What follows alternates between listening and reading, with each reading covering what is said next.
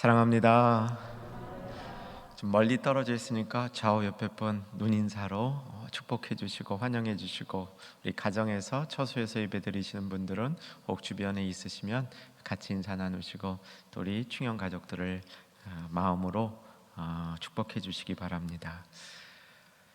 오늘 금요 집회 있는 자리에서, 또 오늘 본당에서 함께 참여하는 모든 하나님의 백성들에게 특별한 은혜가 임할 것을 확신하며, 음악으로 또 찬양으로 섬겨주신 구자은 집사님, 공병식 집사님, 하나님이 이분들의 찬양을 받으셔서 더욱더 복된 소리로 주님을 높일 수 있기를 소망하며 축복합니다. 오늘 주일이 선교주일이라 금요일부터, 오늘 말씀부터 선교의 말씀을 나누려고 합니다. 특별히 밑거름 기도회, 매일 저녁 9시에 드리는 기도회를 통해서 이미 요한복음의 말씀은 5장까지 나갔습니다. 근데 4장 말씀을 몇 년 전에 다루었던 말씀이라 이렇게 건너뛰고 갔는데, 4장 후미에 있는 특별히 이 예수님께서 선교에 참여하는 사람들에게 어떤 보상을 주시는가에 관한 말씀, 오늘 좀 집중적으로 다루고 이것을 붙들고 기도하는 시간 될 수 있기를 바랍니다. 2021년도에도 우리 충영교회 선교가 작년에 많이 코로나 때문에 막혔지만, 우리 주님께서 받으시고 우리가 주님께 올려드리는 그런 선교가 될 수 있기를 소망합니다. 선교의 대장이신 예수님 뒤따라가는 선교, 또 우리 안에 성령님의 인도하심으로 강하게 선교의 주동자 되시는 성령님, 주일 말씀인데 선교의 주동자 되시는 성령님, 그 성령께서 역동적으로 이끌어가는 것을 우리가 참 잘 섬기며 그것을 경험할 수 있는 한 해가 될 수 있기를 간절히 소망합니다. 오늘 본문의 말씀은 추수에 관한 말씀입니다. 요한복음 4장 후미에서 예수님은 제자들에게 선교를 추수에 빗대어서 말씀해 주시고 있습니다. 35절을 보시면 넉 달이 지나야 추수할 때가 이른다, 이렇게 현실을 얘기하면서, 그러나 바로 지금 추수할 때가 되었다, 추수에 관한 말씀을 해주시고요. 36절에 거두는 자에 관한 이야기가 나옵니다. 씨 뿌리는 자도 나오고요. 37절에서는 심고 거두는 것, 이런 것들을 통해서 추수의 이런 상징을 통해서 우리가 감당해야 될 선교의 모습을 보여주고 있습니다. 선교의 부르심은 씨를 뿌리고 물을 주고 가꾸고 키워서 추수의 기쁨까지 누리는 것이 농사의 전반적인 과정을 통해서 영혼을 낳는, 곡식을 추수하듯 영혼을 낳는 선교에 대한 가르침을 주셨는데, 특별히 오늘은 추수에 집중해서 어떻게 선교와 선교에 관련된 것들을 이해해 볼 수 있을까 찾아볼 수 있게 되죠. 오늘 특별히 눈여겨볼 그 말씀은 35, 36, 37, 38절 됩니다. 먼저 이 부분을 살펴보고 전체 문맥을 다시 둘러본 다음에 이 본문으로 35절로 돌아오도록 하겠습니다. 오늘 본문이 특별히 가르쳐주고 있는 추수의 상징과 선교를 연결하는 그 방법은 이 기다림의 시기가 짧다는 겁니다. 농사는 보통 기다림의 시기가 긴데, 이 선교라는 농사는 기다림의 시기가 짧다는 겁니다. 여러분 좀 조급하신 편이죠? 아닌 척 하셔봐야 다 똑같습니다. 우리 한국 분들 빨리 다 조급해요. 나이가 들어도 조급하고 젊어도 조급하고, 이 조급한 건 여전한데, 그래서 우리들은 그냥 열매가 빨리 맺어지는 게 좋아요. 빨리 끝나는 게 좋습니다. 우리 체질에 맞는 것 같아요. 예수님이 가르쳐 주신 선교에 특별한 원리가 기다림의 시간이 짧다는 겁니다.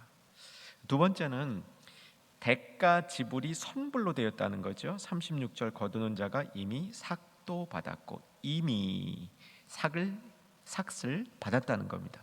선불 원리다, 이렇게 보면 좋을 것 같습니다. 세 번째 원리는 심는 것이 아니라 거두는 쪽에 우리를 참여시키신다. 신나는 일이죠. 심는 것보다는 거두는 것이 신나는 일입니다.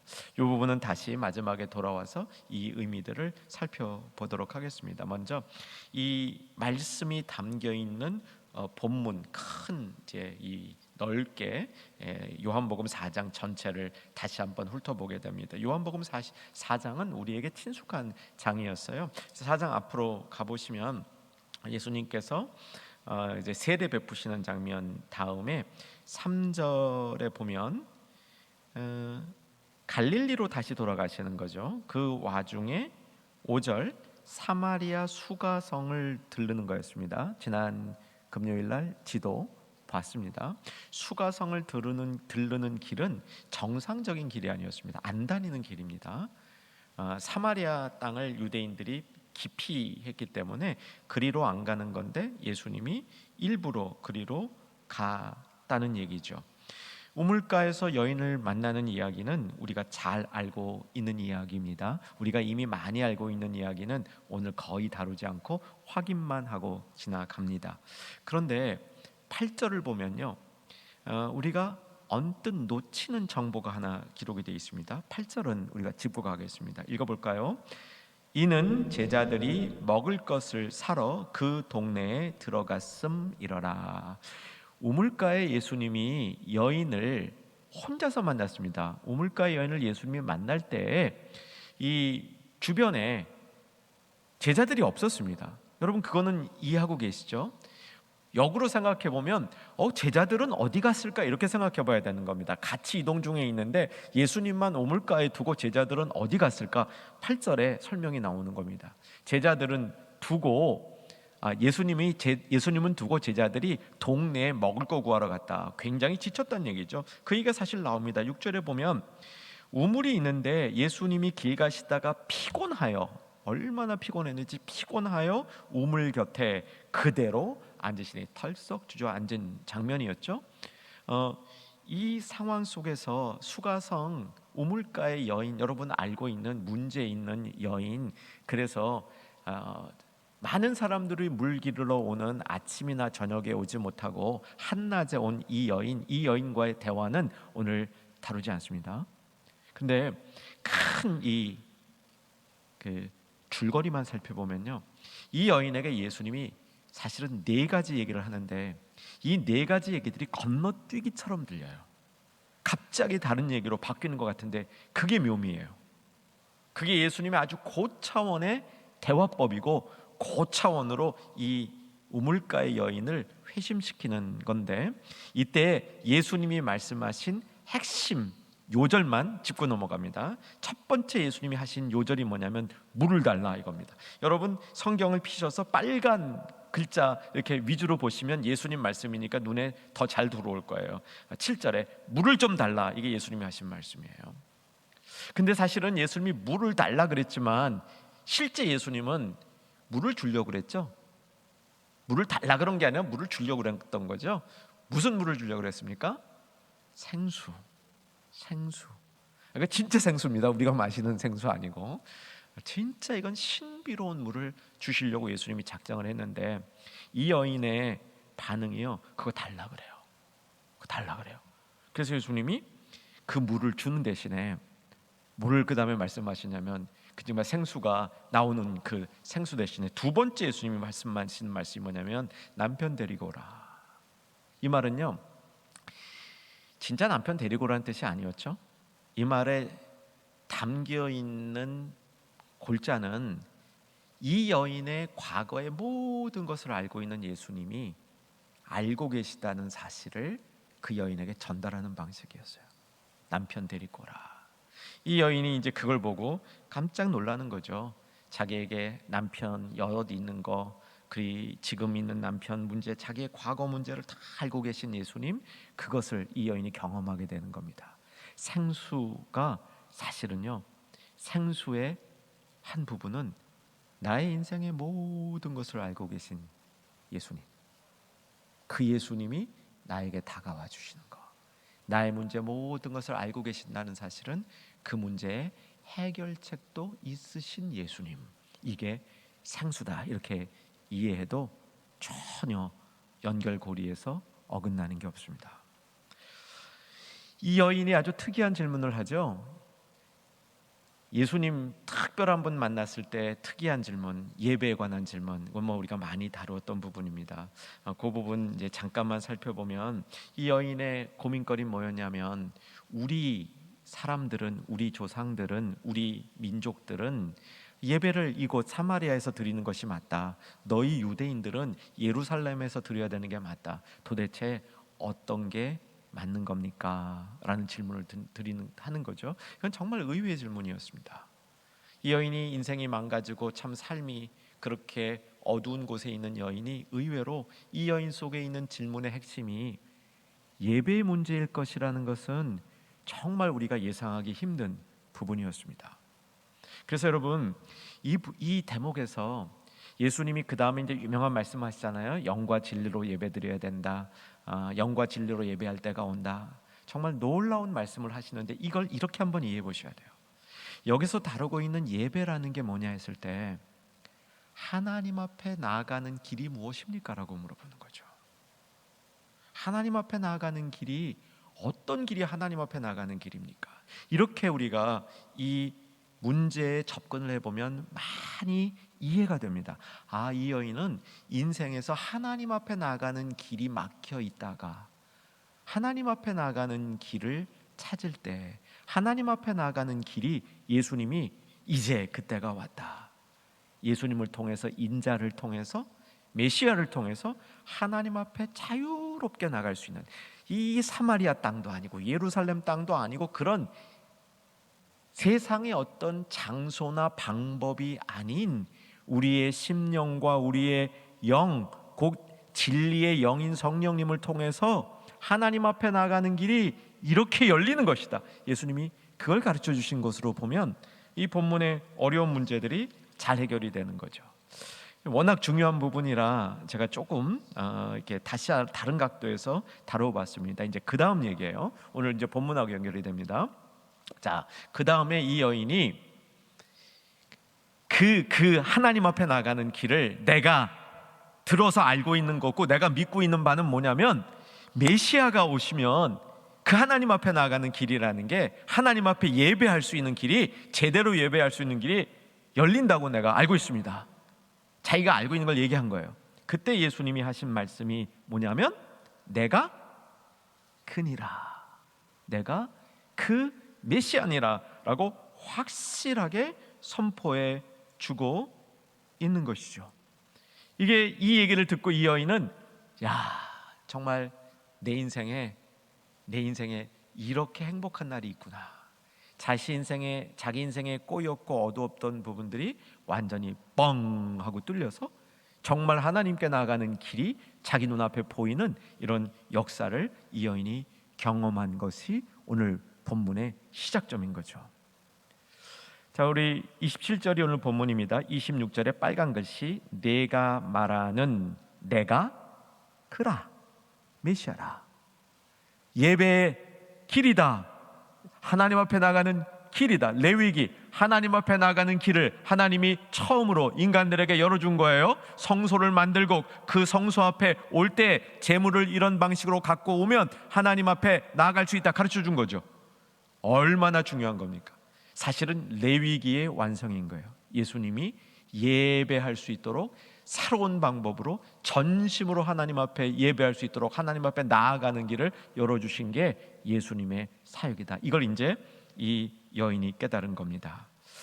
자, 이 여인이 이것을 깨달은 장면하고 제자들이 동네에서 먹을 거를 사고 온 장면이 묘하게 연결되어지면서 오늘 본문이 시작이 됩니다. 27절하고 28절이죠. 자, 27절, 28절 준비되셨죠? 자, 같이 읽을 준비되셨죠? 읽겠습니다. 이때 제자들이 돌아와서 예수께서 여자와 말씀하시는 것을 이상히 여겼으나 무엇을 구하나이시나이까? 어찌하여 그와 말씀하시니까? 묻는 자가 없더라. 계속 여자가 물동이를 버려두고 동네로 들어가서 사람들에게 이르되, 제가 29절 읽을게요. 전도하고 있어요. 내가 행한 모든 일을 내게 말한 사람을 와서 보라, 이는 그리스도가 아니냐 하니, 짧은 말이지만 이 여인이 동네에 들어가서 엄청나게 목소리 높여서 전도하고 있다. 요건 이제 잠깐 이제 요 부분은 놔두고요. 뭘 보셔야 되냐면, 먹을 거를 구하러 갔던 제자들이 우물가로 돌아와서 우물가에서 예수님과 여인이 대화 나누는 것을 제자들이 봤어요. 목격한 거예요. 여인이 동네로 들어간 것은 제자들이 예수님 앞에 돌아온 다음에 동네로 들어간 겁니다. 이 부분을 머릿속에 이렇게 넣어두시기 바랍니다. 31절 가보시면, 이제 돌아왔으니까 먹을 걸 갖고 왔겠죠, 제자들이. 그래서 예수님에게 이 잡수실 거 이렇게 잡수소서, 31절 잡수소서 청하는데, 예수님이 얼굴을 보니까 아까 6절에 우물가에서 피곤해서 털썩 주저앉으실 때 예수님 정말 배고파가지고, 선생님 도저히 안 되겠습니다. 저희들이 가서 먹을 거 좀 구워 오겠습니다. 여기 좀 우물가에 잠시 쉬십시오. 이러고 떠났는데, 먹을 걸 구해 갖고 오면서 예수님이 굉장히 지쳐 있을 걸로 보였는데 예수님 얼굴이 안 지치신 거예요. 이건 제 상상입니다. 아마 제 상상대로 일어났을 겁니다. 예수님은 얼굴이 막 번쩍번쩍 빛나시는 거예요. 갑자기 어디서 무슨 힘이 생기신 것 같은 거예요. 그 먹을 거를 이렇게 드리면서 제자들이 조금 오히려 좀 쭈삣한 것 같아요. 그게 좀 드시라고 그랬더니 예수님이 32절에 잘 알아듣지 못할 말씀을 하시는 겁니다. 근데 오늘의 참 중요한 말씀이죠. 32절 같이 읽겠습니다. 이르시되 내게는 너희가 알지 못할 양식이 있느니라. 제자들이 그때 무슨 생각을 했을까요? 아까 그 여인이 먹을 거 갖다 드렸구나, 그렇게 생각했을 거예요. 그 여인이 마지막에 우리가 올 때 황급히 그냥 그 동네로 들어가던 그 여인이 먹을 거 갖다 드렸구나, 그렇게 생각을 했을 것 같아요.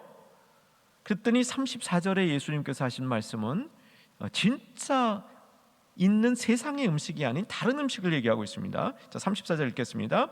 예수께서 이르시되 나의 양식은 나를 보내신 이의 뜻을 행하며 그의 일을 온전히 이루는 이것이니라. 여러분, 일단 멋있지 않습니까? 이 말씀 여러분 접수해 두시기를 주의 이름으로 축원합니다. 예수님이 특별한 양식이 있었다. 이게 뭐냐면, 그때 제자들이 볼 때 지쳐서 힘없던 예수님이 아니라 아주 힘찬 예수님의 모습, 그렇게 될 수 일어났던 예수님이 그 사이에 일어날 수 있는 것이 양식이 하나님의 뜻을 행하며 그의 일을 온전히 이루는 것이다. 이게 예수님의 양식이었다는 것이죠. 물론 예수님도 육신의 양식이 필요하셨습니다. 이거는 육신의 이 옷을 입고 있는 동안은 그 누구도 육신의 원리를 지배받게 되어 있습니다. 그러나 영이 살아 있으면 육신의 원리만 지배받지 않습니다. 사랑하는 중년의 가족들, 하나님의 말씀을 사모하는 분들, 정말 주님을 따르는 분들, 주님이 말씀하셨던 그 양식을 우리도 종종 먹을 수 있기를 주의 이름으로 축원합니다. 정말 우리에게 필요할 때 세상 양식이 아닌 하나님이 주시는 이 양식, 곧 하나님의 뜻을 따라서 그의 일을 어떻게 온전히 이루는 이 일에 우리가 참여하고 그 일에 힘을 써보면 세상 음식이 주는 그 에너지, 그 힘, 못지않은 힘을 얻을 수 있다. 분명히 말씀드립니다. 우리가 매일같이 이 양식으로 살 수는 없습니다. 우리 몸에 한계가 있습니다. 그렇지만 몸에 좋은 것만 먹는다고 힘이 펄펄 나는 게 아니고, 하나님의 뜻을 이루려는 그의 뜻을 행하며 온전히 그의 일을 이루려 하는 가운데 우리의 정말 기쁨의 힘들이, 삶의 새로운 의욕들이 생긴다는 사실을 우리가 기억했으면 합니다. 여러분, 그래서요, 이런 경험을 우리가 하셨으면 좋겠습니다. 특별히 지금 몸이 많이 연약하신 분들 계실 겁니다. 또 정신도 많이 약해지신 분들이 있을 겁니다. 이럴 때 정말 우리가 주님이 원하시는 뜻이 뭔가, 내가 이루어야 될 주님의 소명이 뭔가, 이거 여러분 놓치시지 마시기 바랍니다. 내 삶이 어려워질 때, 내 육신이 약해질 때 여러분 이것을 놓치시면 더 쇠약해집니다. 이 뜻을 우리가 붙들면서 주님이 주시는 특별한 힘을 꼭 경험하시기를 주 안에서 소망합니다.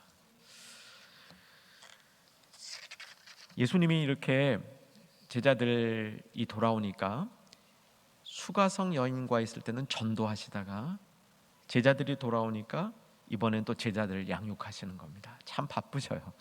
수가성 여인이 있을 때는 전도하다가 전도 끝나니까 또 이제 제자 양육을 하시는 겁니다. 그 제자 양육의 이야기가 오늘 이제 집중해서 다룰 35, 36, 37, 38절이 되는 것이죠. 선교에 동참하는 자들이 누릴 수 있는 그 보상, 이 보상이 어떤 것들인가라는 것이죠. 아까 말씀드렸던 내용들을 이제 조금 더 깊게 들어가 봅니다. 첫 번째, 예수님이 그 말씀하셨던 양식, 하나님의 뜻을 이루는 것, 이것이 오늘 본문에서는 추수하는 것이었습니다. 선교에 동참하되 추수의 관점에서 동참하는 거죠. 영혼을 이렇게 거두어들이는 그런 이 일에 우리를 참여시키겠다, 그것에 동참시키는 그런 예수님의 요청인데, 여러분 여기에 우리 마음을 좀 한번 두었으면 좋겠습니다. 이제 첫 번째 말씀이 너희는 넉 달이 지나야 추수할 때가 이르겠다 하지 않았느냐. 그 다음 같이 한번 읽겠습니다. 그러나부터 시작. 그러나 나는 너희에게 이르노니 너희의 눈을 들어 밭을 보라. 희어져 추수하게 되었도다. 기다리는 것이 우리에게 그렇게 익숙하지 않습니다. 가능하면 안 기다렸으면 좋겠다 아까 말씀드렸는데, 반대로요, 우리의 영적인 성숙은 반드시 기다림을 배우는 것을 통해서 성숙하게 되어 있습니다. 그렇죠? 인내, 오래 참음, 인내, 오래 참음. 언젠가 말씀드린 것처럼 인내와 오래 참음이 약간의 차이는 있습니다. 늘 그렇게 구별되는 건 아니지만 인내는 우리 일반적인 것에 관해서, 오래 참음은 화나는 것에 관해서. 그러니까 내가 좀 화를 자주 내는 사람들은요, 인내가 부족한 게 아니라 오래 참음이 부족한 겁니다. 인내는 견디는 거예요. 하나님 안에 머물러 있는 겁니다. 어떤 일이 있어도 하나님 앞에 머물러 있는 게 인내인데, 이것은 성화되는 과정 속에서 반드시 있어야 되는 것이죠. 자, 한번 여러분 연결해 보세요. 믿음, 소망, 사랑, 이 세 가지 중에 우리가 기다리고 오래 참고 인내하는 것과 가장 관련이 있는 건 뭘까요? 소망입니다. 사실은 믿음, 사랑, 소망이 다 관련이 있어요. 일반적으로 믿음, 소망, 사랑, 이 중에 제일은 사랑이라 이렇게 얘기하지만 기다림에 관해서는 소망이에요. 우리가 소망이 있을 때 기다릴 수 있는 겁니다. 기다려도 잘 기다려지는 거죠. 그래서 이 기다림은 믿음이 성숙하는 과정 속에서 꼭 필요한 건데, 그래서 성경이 농부들의 비유를 통해서, 농사 짓는 것을 통해서 우리의 신앙 성숙에 대한 이야기를 많이 합니다. 늦은 비, 이른 비 대표적이죠. 그러니까 우리는 옛날에 농사를 지을 때, 요즘 많이 달라졌지만 옛날에 농사를 지을 때는 일기의 영향을 많이 받았겠죠. 그래서 내가 아무리 열심히 해도 일기가 뒷받침해주지 않으면 이 풍년 축복을 받을 수 없었던 것이죠. 그래서 농사 짓는 일이 신앙생활하고 참 잘 결부되어 있었던 그런 모습입니다. 우리가 하나님께 의존해야 되는 거죠. 열심히 살아가지만 하나님께 의존해야 되는 것이고, 하나님께 의존하지 않고 나의 열심만으로 이룰 수 없다, 이 농사가 가르쳐주는 것이었고, 그래서 인내하라, 이런 걸 가르쳐준 겁니다. 그런데 예수님이 여기서 참 특별한 말씀을 하세요. 너희가 넉 달이 지나야 추수할 때가 이르지 아니하겠느냐.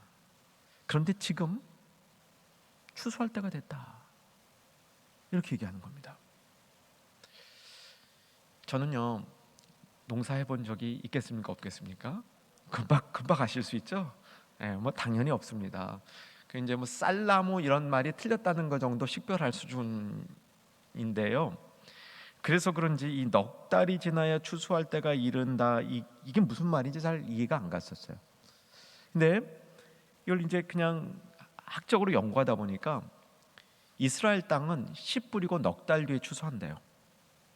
그러니까 딱 맞아 떨어져. 우리는 아니더라고요. 우리나라 농사를 이렇게 검색해 보니까 우리는 추수 씨를 뿌리고 파종하고 넉 달이 아니에요. 5달 반 정도더라고요. 우리는 이 파종 묘판에 이게 씨를 뿌린 다음에 한 40일 자란 다음에 모내기를 한대요. 뭐 아시는 분 죄송합니다. 그러나 저 같은 분들도 계실 것 같아가지고 저 같은 분들만 위해서 지금부터 드리는 겁니다. 이 모판을 이렇게 파종을 한 다음에 모내기 하는 데까지는 한 40일 걸린대요.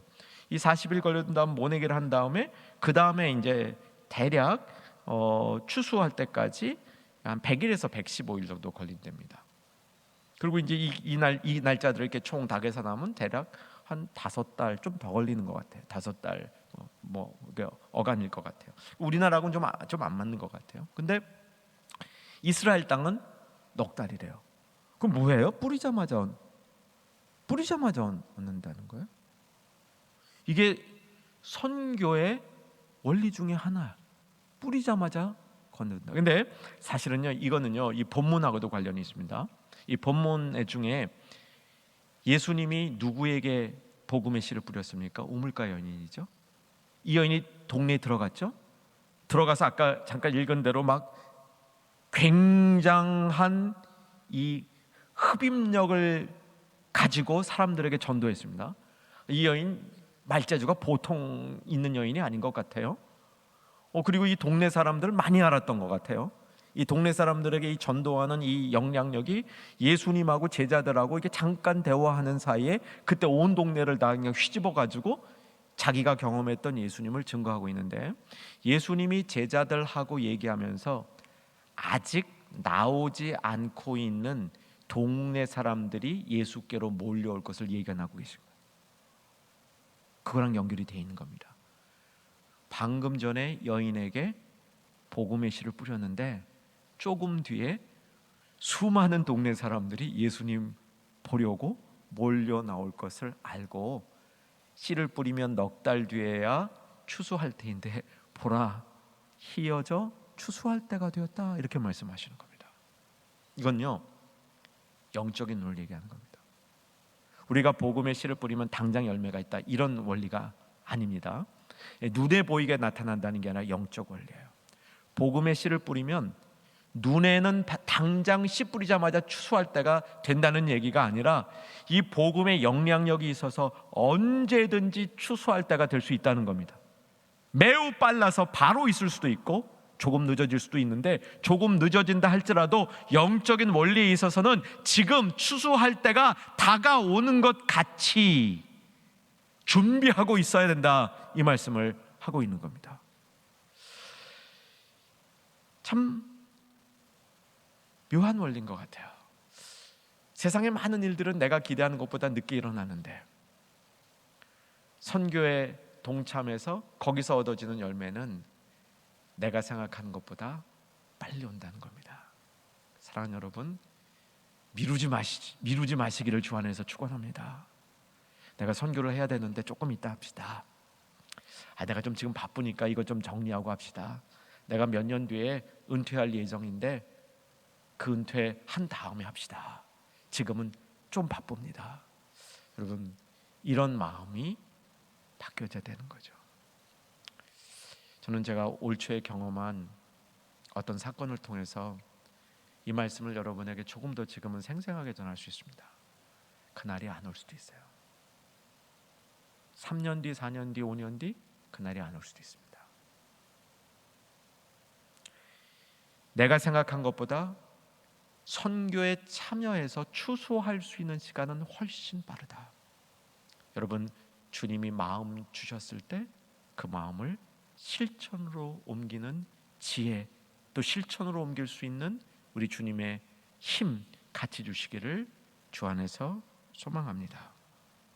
두 번째 말씀은 이미 그 삭스를 받았다는 겁니다. 이건 뭘 의미하냐면 이 일에 참여하는 자에 대해서 주님이 굉장히 기뻐하신다는 거예요. 선불 지급이에요. 뭐 요새도 마찬가지지만 당시에도 이 일용직 노동자에게 선급은 거의 없었다는 거죠. 다 일 끝나서 일이 완성돼야 주는 거고 때로는 떼어 먹히는 겁니다. 여러분 성경 보면요, 이 불의한 사람을 얘기할 때 가장 나쁜 사람 중 나쁜 예를 들 때 그 예 중에 하나가 뭐냐면 일용직 노동자 임금 떼어 먹는 인간, 아주 불의한 인간이라고 성경이 얘기하고 있는 거예요. 근데 그거하고 정반대 상황입니다. 미리 준다는 거예요. 여러분 이거 미리 준다는 얘기는 같이 기쁨에 동참하는 것, 그 선불로 준 이유는 그 기쁨으로 일할 수 있도록 해주는 겁니다. 이 말씀을 다시 한번 우리 마음속에 새길 때 사랑하는 여러분, 주님의 특별히 추수하는 일, 영혼을 구하는 일, 영혼 구하는 일에 참여하는 일을 기쁨으로 감당하는 저와 여러분 되기를 소망합니다. 우리에게 주신 선급의 내용이 무엇인지는 정확히 모르겠습니다. 각자마다 다를 것 같습니다. 그런데 성경 말씀을 우리는 그대로 믿습니다. 이미 그 삭시 지급되었다는 거죠. 충분한 기쁨이, 보상이 지급되어져 있다는 겁니다. 이것을 함께 즐길 수 있는 우리 모두가 되기를 소망합니다.